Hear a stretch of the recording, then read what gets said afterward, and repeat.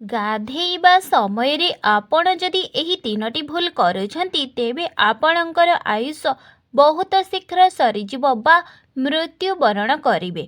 ତାହା କ'ଣ କ'ଣ ଆପଣମାନେ ଜାଣିଛନ୍ତି କି? ଜାଣିବା ଆଗରୁ ମା ଲକ୍ଷ୍ମୀଙ୍କ ଭକ୍ତଗଣ ଭିଡ଼ିଓଟିକୁ ଗୋଟିଏ ଲାଇକ୍ ଏବଂ ସବସ୍କ୍ରାଇବ୍ ନିଶ୍ଚୟ କରିଦିଅନ୍ତୁ। ବିଶେଷ କରି ଯେଉଁ ଲୋକମାନେ ନଳକୂପ ଓ କୂଅ ପାଣି ବା କଳ ପାଣିରେ ଗାଧୋଉଛନ୍ତି, ଭିଡ଼ିଓଟି ସେମାନଙ୍କ ପାଇଁ ଜରୁରୀ। ଲୋକମାନେ ଗାଧେଇବା ସମୟରେ ଏହି ଭୁଲଟି ନିହାତି କରନ୍ତି। ଗାଧେଇବା ସମୟରେ ସେମାନେ ପ୍ରଥମେ ପାଣିକୁ ମୁଣ୍ଡରେ ଢାଳିଥାନ୍ତି। ଏହି ଭୁଲଟିକୁ ଜମାରୁ କରନ୍ତୁ ନାହିଁ।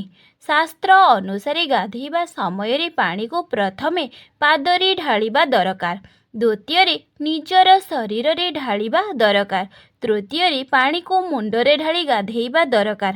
ଏହା ଦ୍ୱାରା ଆପଣଙ୍କ ଶରୀରରେ ରକ୍ତ ପ୍ରବାହ ଚଳପ୍ରଚଳ ଭଲରେ ହୋଇଥାଏ। ଯଦି ଆପଣ ଗାଧେଇବା ବେଳେ ସିଧା ମୁଣ୍ଡରେ ପାଣି ଢାଳି ଗାଧୋଉଛନ୍ତି, ତେବେ ଆପଣଙ୍କର ହୃଦୟ ରୋଗ ହେବାର ଅଧିକ ସମ୍ଭାବନା ରହିଥାଏ।